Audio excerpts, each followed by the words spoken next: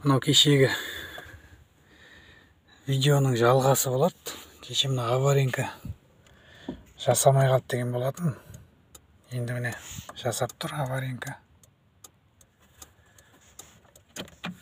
Поворотта жасайды. Бәрін кеше жөндеп қойдым. Ақауын тауып, міне поворотты қосамыз. Міне жасап тұр.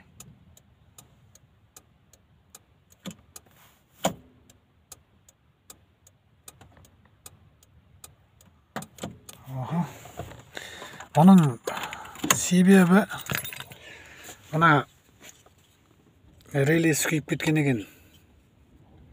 Мына 4 құлақты реле. Мына ненің рөлдің астыңғы жағында болады. Мен кеше базардан әкелдім да, соны мына анықтадым да, ауруын осы реледен болып шықты. Міне 4 контакты. Осындай реле салып жібердім. Міне ақауы осы болды.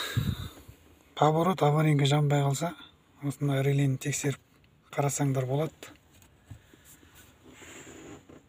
Енді бәрі жақсы болды, жасап тұр.